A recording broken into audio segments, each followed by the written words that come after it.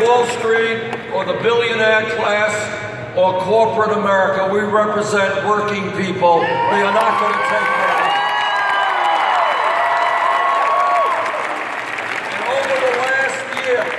Over the last year, we have done something absolutely unprecedented in American political history. We have received, as of today, over 7.3 million individual campaign contributions.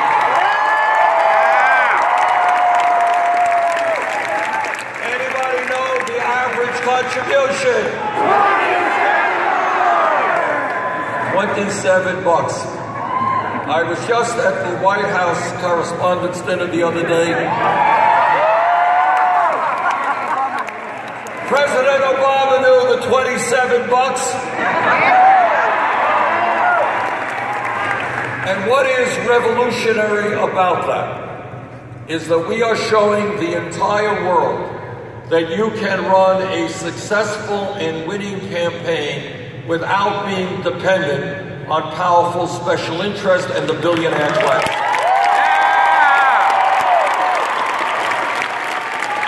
And we can come into office as President of the United States without being indebted to anybody except the American people.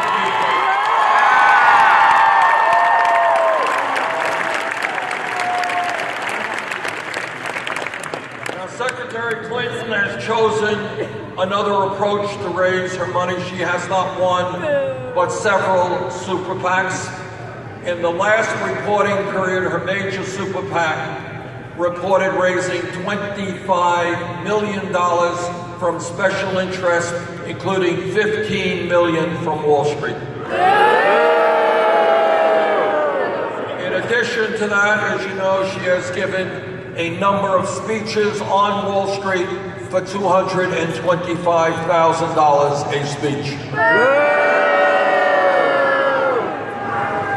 Now, I kind of think if you're going to get $225,000 a speech, must be a pretty good speech, don't you think? Yeah. Must be an intellectually extraordinary speech.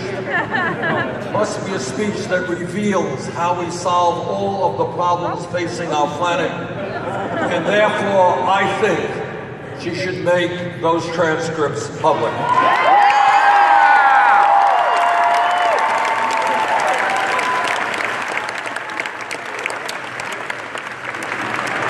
But there is other differences, many other differences between the Secretary and myself, which impacts all America, but a lot of them really impact Indiana more than most states. Now, one of the reasons why the middle class in this country has been in decline for 40 years, one of the reasons why people are working longer hours for lower wages, one of the reasons why most of the new jobs being created are low-wage jobs, has to do with an issue that's not a sexy issue, not an issue that gets media attention, but it is a very important issue, and that is our disastrous trade policies.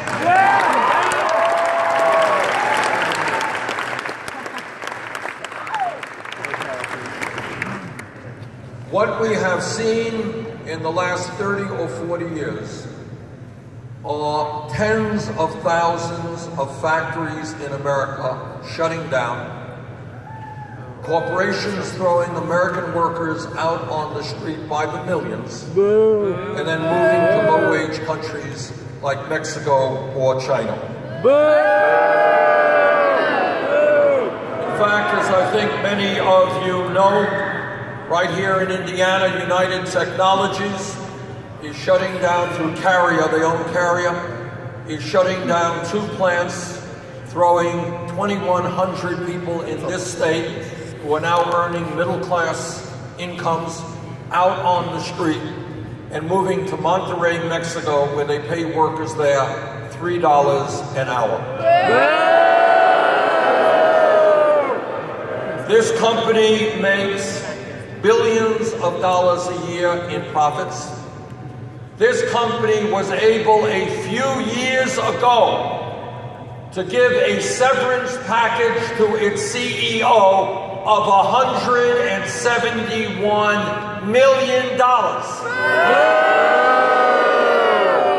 But apparently they just cannot afford to protect the lives of 2,100 families here in Indiana. That is what corporate greed is doing in this country, and it takes place day after day after day. That's right.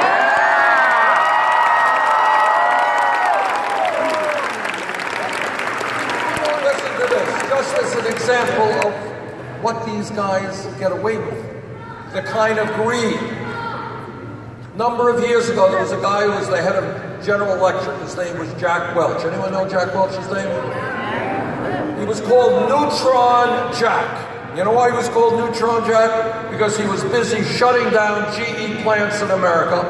And what he said, if I had my druthers, I would build our manufacturing plants on a barge and take them to the lowest wage countries around the world. And when he retired from General Electric, he got over $300 million in a severance package.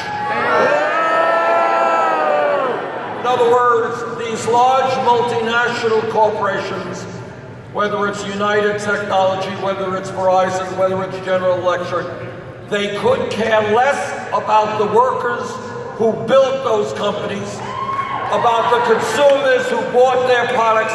All they care about is their bottom line, and if elected president, we are going to change that mentality.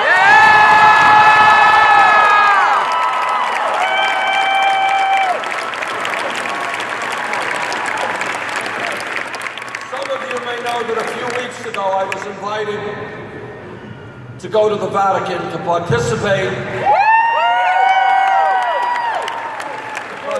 in a very important conference dealing with an international issue. And the international issue is, how do we create a moral economy? How do we create an economy that works for the workers, works for the children, works for the sick, works for the elderly, not just the CEOs of large multinational.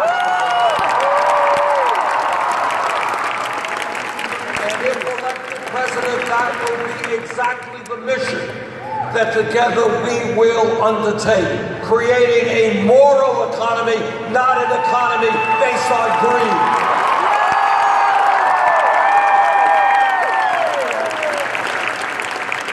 I am sick and tired of hearing from large corporations who have outsourced millions of jobs, who have cut the wages and health care benefits of their workers, come into Washington, D.C., and then lecture the Congress about how we have to cut Social Security, cut Medicare, cut Medicaid. Well, maybe it's just time that they cut the compensation packages that they get.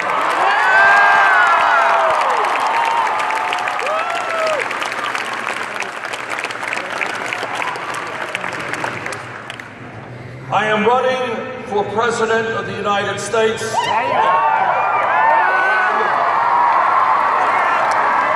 all knew that, I hope. Because of a point that Dennis Avery made a few moments ago when introducing me.